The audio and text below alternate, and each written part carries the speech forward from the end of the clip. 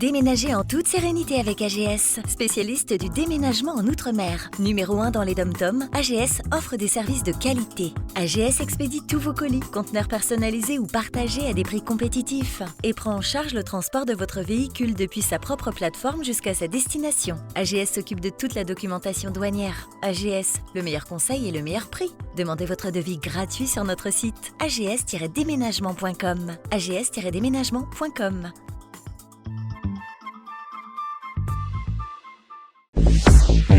Hexagone Actualité. Bonjour,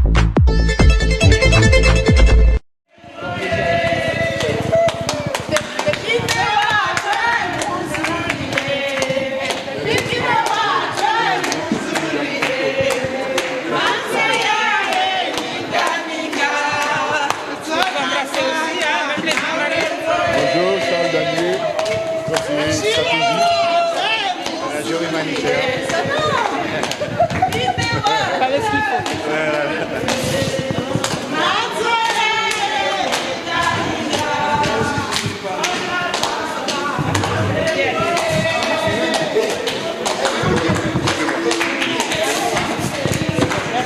Merci à vous.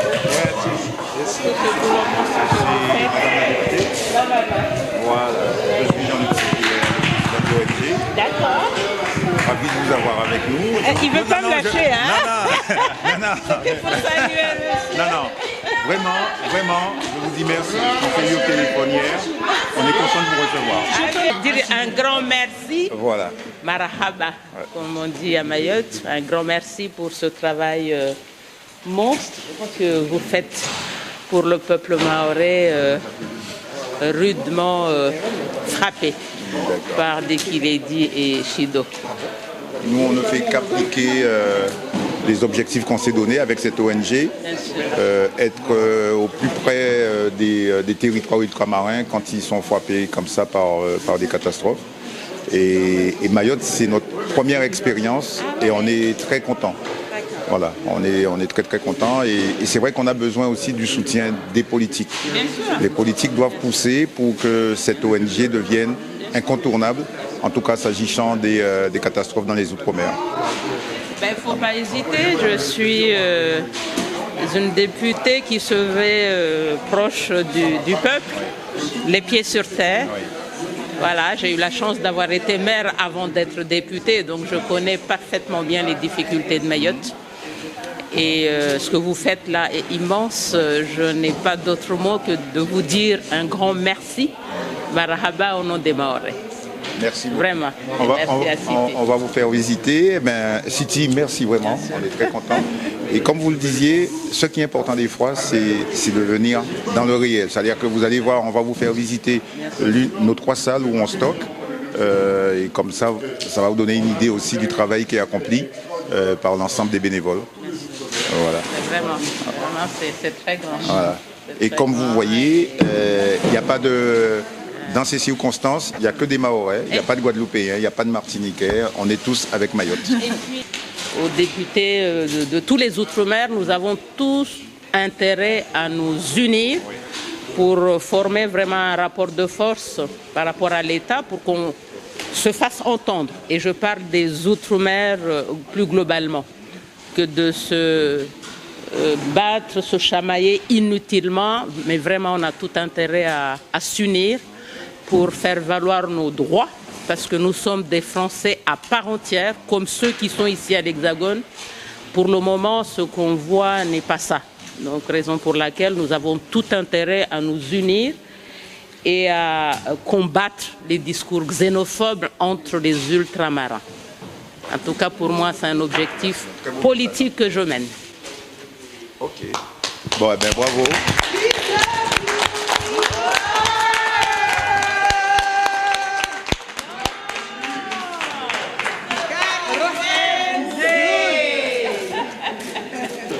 Alors, Anchia Bamana, je suis députée de la Circo 2 de Mayotte, donc actuellement à l'Assemblée nationale pour le travail entamé sur l'examen du projet de loi d'urgence pour la construction de Mayotte. J'ai tenu vraiment à venir ici ce week-end pour voir le travail formidable qui est mis en place par l'Outre-mer Solidarité Catastrophe, qui est un ONG qui a pour mission effectivement d'aider les territoires en cas de catastrophe naturelle.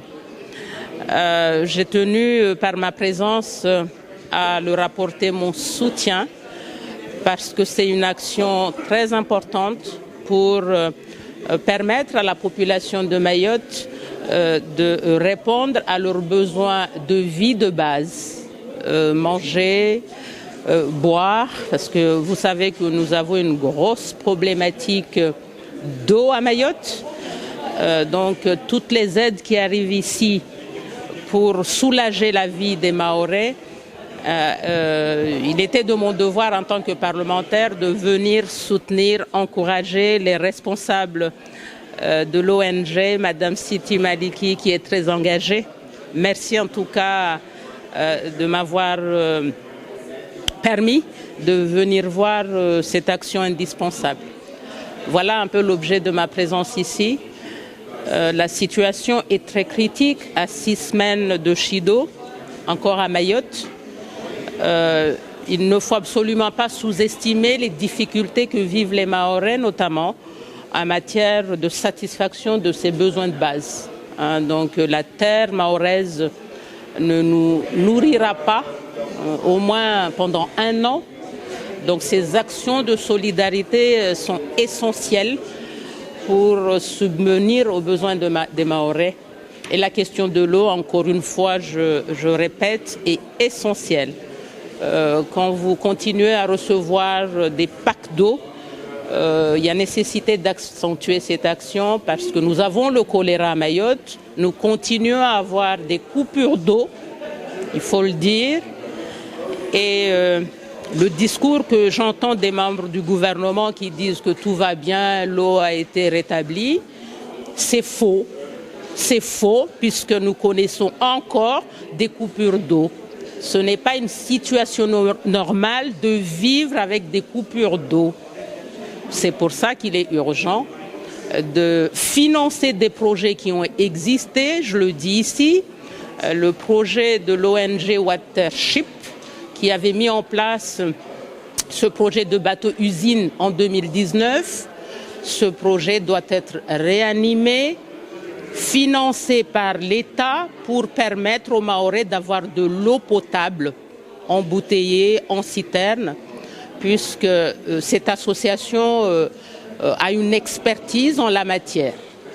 Voilà, donc je profite de votre antenne pour lancer encore le message auprès du gouvernement, Monsieur le ministre des Outre-mer, Monsieur Manuel Valls, que j'ai rencontré, j'en ai discuté à plusieurs reprises de ce projet. J'ai amené les responsables de l'ONG Watership.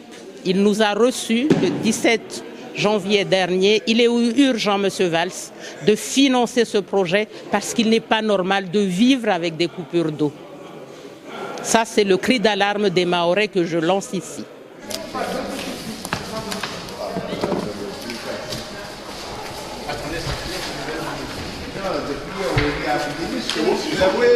Ouais, je te le redonne.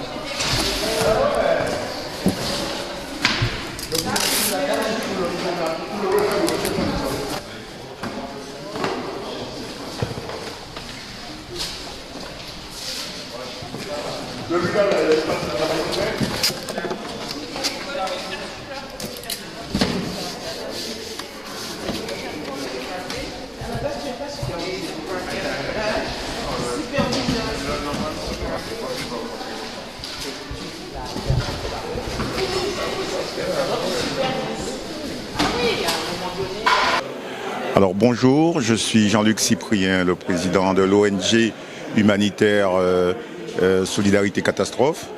Donc voilà, nous sommes ici à la Bourse du Travail. Nous y sommes depuis le 23 décembre 2024, suite au cyclone Chido qui a dévasté totalement Mayotte. Donc voilà, nous sommes avec toute une équipe. Nous faisons une collecte nationale ici qui marche très bien. Nous sommes époustouflés de voir la générosité des Français. la mobilisation des collectivités, des associations, notamment mahoraises, qui sortent de très loin de la France. Nous avons eu qui sont venus d'Aveyron, de Nancy, de Rouen, de Reims. Donc voilà, donc il y a un vrai déploiement d'énergie autour de Mayotte. Nous en sommes très contents. Donc voilà, et pour parler un tout petit peu de l'ONG, donc l'ONG c'est un projet qui est mis en place depuis 2 ans par 12 présidents et présidentes d'associations. Nous avons beaucoup travaillé pour arriver aujourd'hui à être opérationnel pour Mayotte. Donc nous voyons le fruit de cette organisation. Nous avons eu l'occasion dernièrement de signer une première convention et c'est historique cette signature de convention avec le département de Mayotte qui souhaite vraiment que nous soyons à côté d'eux. Donc nous avons signé une convention de 6 mois et donc voilà, et donc aujourd'hui nous avons fait partir 2 conteneurs, un conteneur de 12 tonnes et mercredi dernier, c'était le 29, donc nous avons fait partir un conteneur de 16 tonnes de denrées alimentaires grâce à notre partenaire historique qu'est AGS. Donc voilà, et aujourd'hui nous sommes encore présents à la Bourse du Travail. Nous avons quasiment un 3e conteneur de prêt qui devrait probablement prendre la direction de Mayotte samedi prochain, donc samedi 8 février. On doit apposer un code à barre avec un numéro, le contenu du colis et on doit également poser le poids du colis. Et ça, on doit le faire pour tous les colis. Donc ils doivent être répertoriés. Et quand on va remplir le conteneur, on a un dossier qui nous est fourni et qu'il va falloir alimenter. On doit retrouver le coût en poids de chaque carton par spécialité, c'est-à-dire que tout ce qui est produit alimentaire, tout ce qui est produit hygiénique doivent être individuellement. On doit avoir le tonnage, donc le tonnage et le poids en valeur. C'est-à-dire qu'on fait une estimation pour chaque carton. Voilà. Alors nous avons notre partenaire AGS qui nous dépose à la Bourse du Travail le conteneur, un conteneur de 40 pieds. Et ce conteneur est acheminé via Gennevilliers, qui est le dépôt, au port du Havre.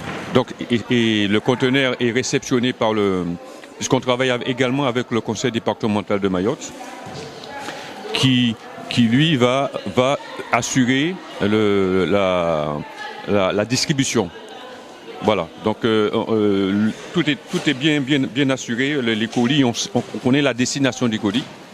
Voilà, ça sera pas donné à n'importe qui. On donne au conseil départemental, lui qui va s'assurer de la distribution. Voilà. Corinne Jean-Marie, travailleur social, et je suis là pour aider mes compatriotes mahorais dans un moment de difficulté. Il faut être solidaire. Ici, nous récupérons la nourriture. Nous récupérons de la nourriture pour bébés, des couches pour bébés. Nous récupérons de l'eau également parce qu'il faut beaucoup d'eau, des denrées alimentaires, des pâtes, du riz, de la farine, des compotes pour les bébés aussi. Et ça nous fait plaisir et les gens sont très généreux. D'ailleurs, il y en a encore qui m'ont dit qu'ils viendront nous voir, même ceux du côté de chez moi, à Paris 19e, ils m'ont dit qu'ils viendront nous voir à la Bourse du Travail de Saint-Denis pour nous emmener des choses pour bébés. Je suis de la Guadeloupe. Je suis là de 8h à 17h, voire 18h. Voilà. Il faut avancer. Et je m'appelle Aurélie et je travaille avec l'ONG humanitaire Outre-mer Solidarité Catastrophe. Là, je suis en binôme avec Fernel. On fait les cartons pour Mayotte. Donc, on fait les cartons, on emballe, on sécurise les dons, on les pèse et puis ensuite, ça va passer dans les containers. La collecte, c'est tous les jours sauf le dimanche, c'est ça, de 10h à 17h. Et là, ce dont on a besoin beaucoup, ce sont des volontaires pour faire les cartons. Alors, Jacques Ambrosio, je me présente avant tout. Je suis... il y a des gens qui connaissent mes responsabilités associatives.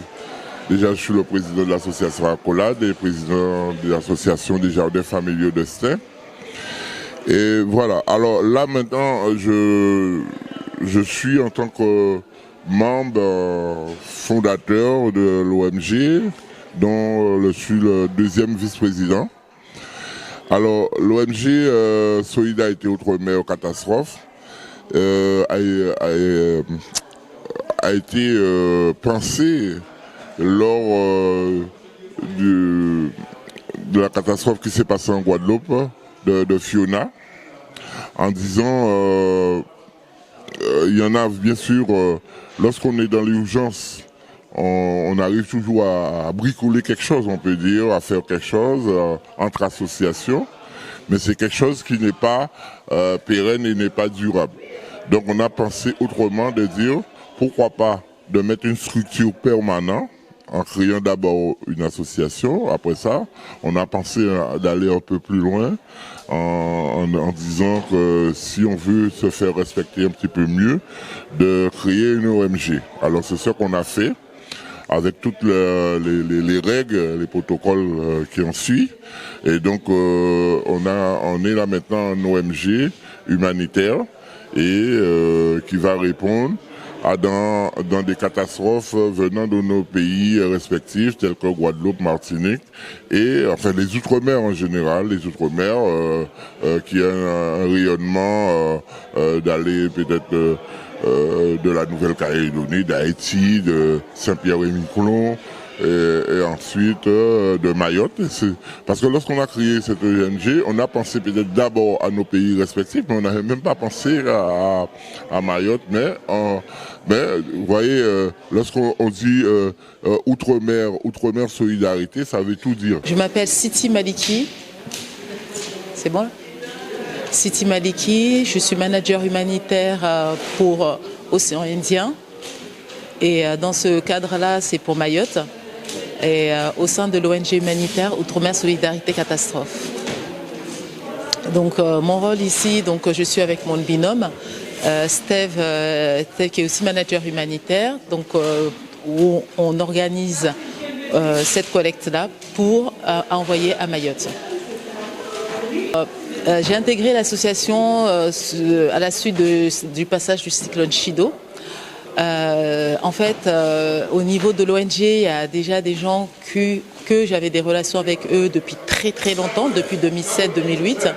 Et donc, quand ils ont appris ce cyclone, non seulement ils voulaient m'éloigner, donc m'envoyer leurs pensées, mais voilà, et aussi prendre des nouvelles. Et donc, ils se sont dit, bah tiens, il faut aussi quelqu'un de Mayotte pour parler de Mayotte. Parce que dans l'ONG, il n'y avait pas une personne qui pouvait représenter Mayotte. Et donc ils ont pensé donc à moi, ils m'ont appelé et donc c'est avec plaisir que j'ai rejoint Chido puisque j'étais vraiment catastrophée à l'idée de voir ce cyclone qui est passé chez moi. Puisque la veille j'étais avec ma mère et je lui ai dit comment elle peut se mettre en confinement, comment il faut fermer tous les ouvrants. Et donc le lendemain quand j'ai reçu cet appel, j'étais vraiment seule, catastrophée, j'avais aucune nouvelle des familles, aucune nouvelle de ma mère, rien ne sortait. Et donc c'est naturellement que j'ai rejoint l'ONG avec un cœur beaucoup plus lourd puisque j'avais pas de famille, j'avais pas de nouvelles de ma famille là-bas. Et donc à chaque fois que je faisais un pas, je pensais que ce pas-là, il est aussi fait pour Mayotte. Parce que je me disais comment aider Mayotte sans être là-bas physiquement. Comment aider Mayotte sans avoir des nouvelles des habitants de Mayotte. Au-delà de ma mère, mais aussi des habitants. Donc c'était aussi ma manière de donner un coup de main, d'essayer d'aider en étant loin, mais en me rapprochant aussi de Mayotte.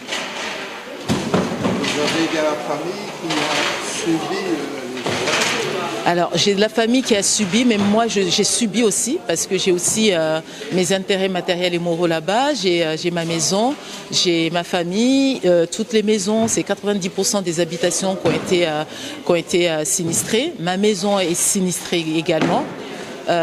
Donc oui, je suis concernée moi-même. C'est vrai que je suis de loin, mais je suis non seulement une des familles sinistrées, mais je suis sinistrée. Et vous êtes souvent en relation avec vos proches? Ben, c'est ma maman, donc c'est tous les jours, tous les matins, tout le temps. J'ai les frères et sœurs, j'ai les tantes, j'ai aussi le relationnel, j'ai les associations, les Mahorais qui sont ici, les Mahorais qui sont là-bas, c'est tout le temps, souvent on est proche là-bas. Parce que j'étais anciennement présidente de la Fédération des associations mahoraises de métropole et bien entendu la plupart des membres sont partis aussi à Mayotte, donc on essaie justement de faire vivre ce tissu associatif qui a pour rôle de l'entraide, du suivi. Donc oui, je suis souvent en relation permanente avec l'île au parfum, comme on dit. Cette salle, on nous a donné encore une semaine, donc cette semaine. La question se pose, on trouve où la salle, puisqu'on ne peut pas arrêter cet élan de solidarité, les gens y viennent. Et puis il y a encore un besoin à Mayotte. Énormément à Mayotte. Le défi, c'est que voilà, la question logistique, nous on a la logistique, mais on fait comment? On n'a pas de salle. Et puis de deux, la logistique s'arrêtait normalement au 1er février. On fait comment pour pouvoir financer, justement, continuer à nous faire financer les conteneurs.